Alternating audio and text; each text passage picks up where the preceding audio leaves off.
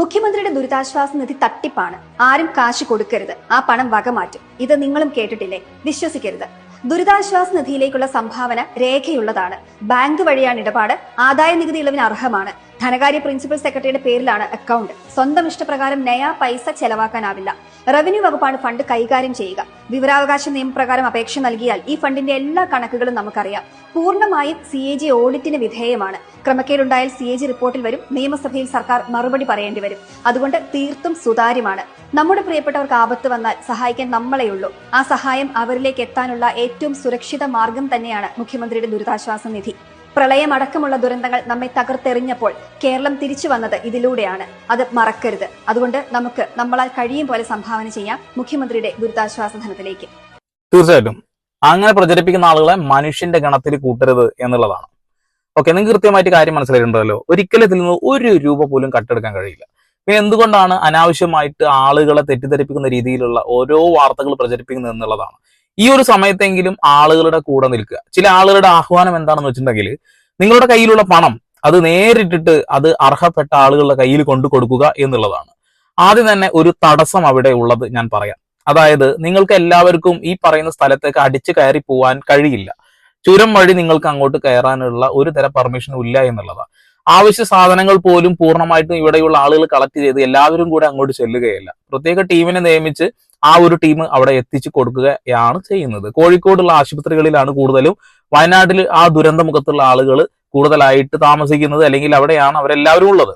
അപ്പൊ സ്വാഭാവികമായിട്ടും നിങ്ങൾക്ക് അങ്ങനെ നേരിട്ട് അവരുടെ കരങ്ങളിലേക്ക് ആ പണം എത്തിക്കാൻ കഴിയില്ല എന്നുള്ളതാണ്. പിന്നെ പല ആളുകളുടെയും ഒരു തെറ്റിദ്ധാരണ എന്താണെന്ന് വെച്ചിട്ടുണ്ടെങ്കിൽ, ദുരിതാശ്വാസ നിധിയിൽ നിന്നുള്ള പണം അത് നേതാക്കന്മാര് പങ്കിട്ടെടുക്കുന്നു എന്നുള്ളതാണ്. കൃത്യമായ രേഖകളോട് കൂടിയിട്ടാണ് അതിലേക്ക് വരുന്ന പണങ്ങൾ ഉപയോഗിക്കുന്നത്. പിന്നെ കഴിഞ്ഞ വർഷം അല്ലെങ്കിൽ കഴിഞ്ഞ മുന്നേ ഉണ്ടായ ദുരിതാശ്വാസ നിധിയിൽ നിന്നുള്ള തട്ടിപ്പും വെട്ടിപ്പുമാണ് ആളുകളെ കൂടുതലായിട്ട് എന്താണ് പറയുക, ഒരു പേടി ഉണ്ടാക്കുന്നതും അല്ലെങ്കിൽ അത് പ്രചരിപ്പിക്കാനുള്ള ഒരു കാരണമായിട്ട് എനിക്ക് തോന്നുന്നു. പല വാർത്തകളും ഞാൻ ഇത്രയും നേരം അത് നോക്കുക തന്നെയായിരുന്നു.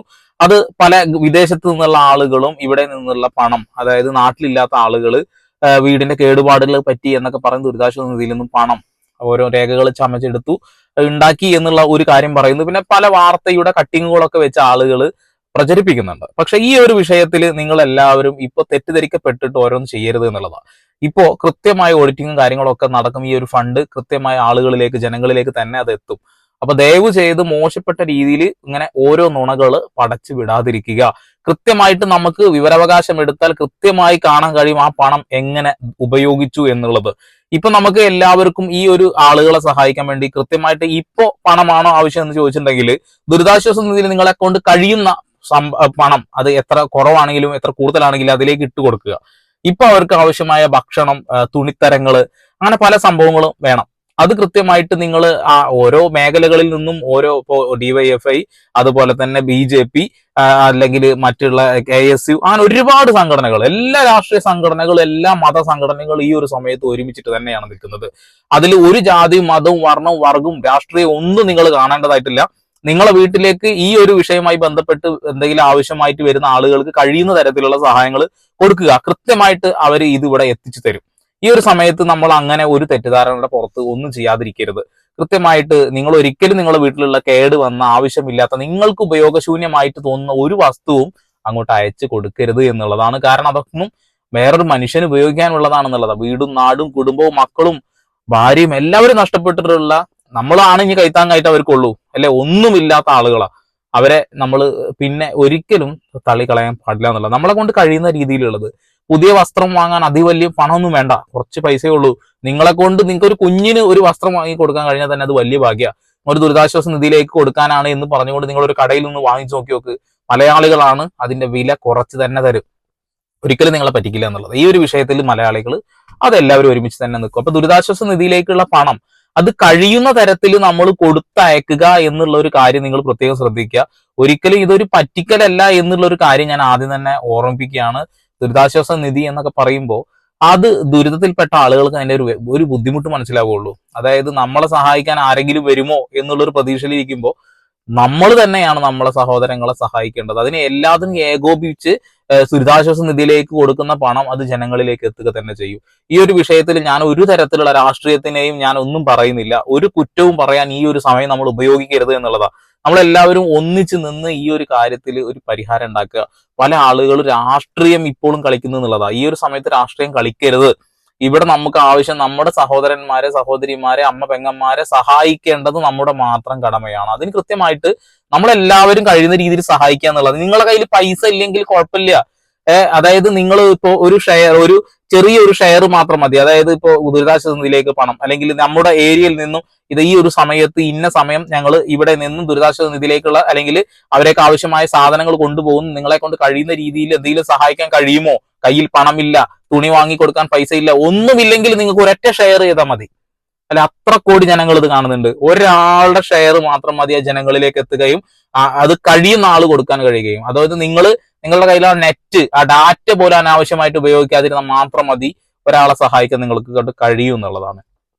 പരമാവധി നുണകൾ പ്രചരിപ്പിക്കാതിരിക്കുക, ജനങ്ങളിലെ ഒരു ഭീതി ഉണ്ടാക്കാതിരിക്കുക എന്നുള്ളതാണ്. അത്ര വലിയൊരു ദുരന്തമാണ് ഇപ്പോൾ അവിടെ നടന്നിട്ടുള്ളത്. എത്രയോ ആളുകളാണ് മരണപ്പെട്ടു പോയിട്ടുള്ളത്. നമ്മളൊക്കെ സേഫ് സോണിൽ ഇരുന്നു കൊണ്ട് ഡയലോഗ് അടിക്കുക. നമ്മൾ അവിടെ വെള്ളം കയറിയ ഒരു ചെറിയ പ്രശ്നം ഉണ്ടാവുമ്പോൾ നമ്മൾ വല്ലാണ്ട് ഡയലോഗ് അടിക്കാറുണ്ടല്ലോ അല്ലെ? ഇപ്പൊ ഞാനൊക്കെ വീഡിയോ ചെയ്തത് ഓർമ്മല്ലേ? അതൊന്നും എല്ലാം അവിടെ സംഭവിച്ചിട്ടുള്ളത് എന്നുള്ളത്. നമുക്കിപ്പോ ഒരു കുറച്ച് ഫർണിച്ചർ, വാഷിംഗ് മെഷീൻ, ഫ്രിഡ്ജ് അതൊക്കെ കേട് വന്നു എന്നുള്ള ഒരു പ്രശ്നം മാത്രമേ ഉണ്ടാവുള്ളൂ. പക്ഷെ അവിടെ ജീവൻ പോലും നഷ്ടപ്പെട്ട ആളുകളുണ്ട് എന്നുള്ളതാണ്. ഓക്കെ, അപ്പൊ അങ്ങനെയുള്ള ഒരു സന്ദർഭത്തിൽ നമ്മൾ തമ്മിൽ തല്ലാതെ, രാഷ്ട്രീയം പറയാതെ സഹായിക്കാൻ കഴിയുകയാണെങ്കിൽ സഹായിക്കുക. നിങ്ങൾ എല്ലാവരെ കൊണ്ട് സഹായിക്കാൻ കഴിയുമെന്നുള്ള ഞാൻ പറഞ്ഞല്ലോ. നിങ്ങളുടെ നെറ്റ് ഡാറ്റ, നിങ്ങൾ ഉപയോഗിക്കുന്ന ഇന്റർനെറ്റ് ഡാറ്റ പോലും അനാവശ്യമാവാതെ ആവശ്യത്തിന് ഉപയോഗിച്ച് കഴിഞ്ഞാൽ പോലും അത് വലിയ ഗുണമാണ്. ഒരു ഷെയർ മതി ഒരു ജീവൻ രക്ഷപ്പെടുത്താൻ എന്ന് പറഞ്ഞതുപോലെ വളരെ സിമ്പിൾ ആയിട്ട് നമുക്ക് ഈ ഒരൊക്കെ രക്ഷപ്പെടുത്താൻ കഴിയുന്നില്ല, അവർക്ക് ഒരു ആശ്വാസമേകാൻ കഴിയും എന്നുള്ള കാര്യത്തിൽ തർക്കമൊന്നും വേണ്ടല്ലോ. അപ്പൊ ഈ ഒരു സമയമെങ്കിലും വെറുതെ അനാവശ്യമായിട്ട് നുണകൾ പ്രചരിപ്പിക്കാതിരിക്കുക എന്നുള്ള ഒരൊറ്റ കാര്യം എനിക്ക് പറയാനുള്ളൂ. കാരണം നമ്മുടെ സുഹൃത്ത് വലയങ്ങളിലുള്ള ചില ആളുകൾ പോലും ഇത്തരത്തിൽ ഈ രാഷ്ട്രീയം ഈ സമയത്ത് പറയുന്നു എന്ന് കാണുമ്പോൾ ശരിക്കും സങ്കടം തോന്നുന്നുള്ളത്. അങ്ങനെ ഏതെങ്കിലും തരത്തിൽ ദുരിതാശ്വാസ നിധിയിൽ നിന്ന് പണം എടുത്തിട്ടുണ്ടെന്നുണ്ടെങ്കിൽ അവരെ ഫുള്ള് സ്വത്തും മരവിപ്പിക്കാനുള്ള സംവിധാനങ്ങൾ ഉണ്ടാക്കാനുള്ള ഒരു പരിപാടി ഇവിടെ ഉണ്ടാക്കി വെച്ചാൽ മാത്രം മതി. അത് ജനങ്ങളെല്ലാവരും ഒരുമിച്ച് നിന്ന് കഴിഞ്ഞാൽ അതൊക്കെ നടക്കും.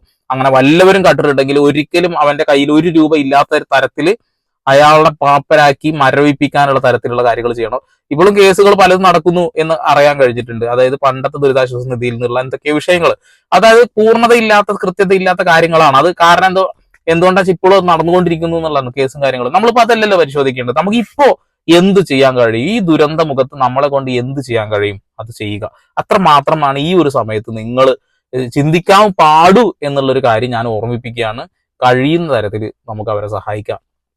ഇപ്പോ നിങ്ങൾ ഡിവൈഎഫ്ഐക്കാരനോ അല്ലെങ്കിൽ നിങ്ങൾ BJP കാരനോ അല്ലെങ്കിൽ നിങ്ങൾ KSC കാരനോ കോൺഗ്രസ്സുകാരനോ UDF കാരനോ അങ്ങനെയുള്ള ഒന്നും ആവണമെന്നില്ല. നിങ്ങൾ അവർ നമ്മുടെ വീട്ടിലേക്ക് വരികയാണെങ്കിൽ, സഹായം ചോദിച്ച് വരികയാണെന്നുണ്ടെങ്കിൽ കഴിയുന്നത് കൊടുക്കുക എന്നുള്ളത്. കാരണം ഇവിടെ മനുഷ്യത്വം മാത്രമേ ഉള്ളൂ. കാരണം നമ്മുടെ എല്ലാവരുടെ ശരീരത്തിലൂടെ ഒഴുകുന്നത് ഒരൊറ്റ രക്തമാണല്ലേ? ഒരേ നിറത്തിൽ ഒഴുകുന്ന രക്തമാണ് എല്ലാവരും ശരീരത്തിലൂടെ ഒഴുകുന്നത്. ഈ സമയത്ത് ജാതി, മതം, വർണ്ണം, രാഷ്ട്രീയം ഒന്നും നമ്മൾ കാണേണ്ടതായിട്ടില്ല. കാരണം ആ വീഡിയോസ് കണ്ടിരുന്ന് ശരിക്കും പറഞ്ഞിട്ടുണ്ടെങ്കിൽ വാർത്ത കണ്ട് സങ്കടപ്പെട്ടിട്ടിരുന്നതാ. ഉറക്കമില്ലാതെ ഇരുന്ന് കണ്ടു എന്നുള്ളതാ. കാരണം ഇതൊരു വല്ലാത്ത ഒരു തിരിച്ചറിവാണ്. നമുക്ക് എല്ലാ ദുരന്തങ്ങളും ഒരു തിരിച്ചറിവുകളാണ്. അപ്പോൾ ശരിക്കും പറയുകയാണെന്നുണ്ടെങ്കിൽ നമ്മളെ കൊണ്ട് കഴിയുന്നത് 1 രൂപയെങ്കിലും 1 രൂപ കൊടുക്കുക എന്നുള്ളതാണ്. കാരണം നിങ്ങളുടെ 1 രൂപക്ക് അവിടെ വലിയ വാല്യൂ ആണ് എന്നുള്ളതാണ്. പല തുള്ളി പെരുവെള്ളം എന്നുള്ളതാണ്. പല ആളുകളും പറയുന്നത് 6 രൂപ പണം കൊടുക്കരുത്, പകരം കൊടുക്കേണ്ടത് അവർക്ക് ആവശ്യമായ വസ്ത്രങ്ങളും ഭക്ഷണമാണ് എന്നൊക്കെ പറയുന്നുണ്ട്.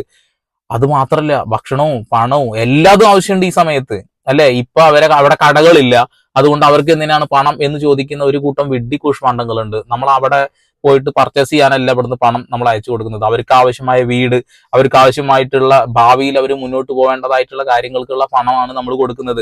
അല്ലാതെ ഇപ്പൊ അവിടെ കടകളില്ല, അവർക്ക് എന്തിനാണ് പണം എന്ന് ചോദിക്കുന്ന ആളുകളോടാണ് നമ്മൾ ദുരിതാശ്വാസ നിധിയിലേക്കാണ് ഇടുന്നതെങ്കിൽ കൃത്യമായിട്ട് അത് ആളുകൾക്ക് കിട്ടും എന്നുള്ള ഒരു പ്രതീക്ഷ കൊണ്ട് തന്നെയാണ് ഞാൻ ഇപ്പോൾ ഈ ഒരു സംവിധാനത്തെ വിശ്വസിക്കുന്നത് കൊണ്ട് തന്നെയാണ്. ഈ സംവിധാനത്തെ വിശ്വസിക്കാതിരുന്ന് കഴിഞ്ഞിട്ടുണ്ടെങ്കിൽ നമുക്കിവിടെ ജീവിക്കാൻ കഴിയില്ല എന്നുള്ളൊരു കാര്യം നിങ്ങൾ ഓർക്കുക. അപ്പോൾ പരമാവധി ഭീതി പരത്തുന്ന വൃത്തികെട്ട നുണകൾ പ്രചരിപ്പിക്കുന്ന ഈ ഒരു വൃത്തികെട്ട മനോഭാവം അവസാനിപ്പിക്കുക. നമ്മളെ സഹോദരന്മാർക്ക് വേണ്ടിയിട്ട് നമ്മൾ കഴിയുന്ന തരത്തിൽ സഹായങ്ങൾ നൽകുക, അത്ര തന്നെ.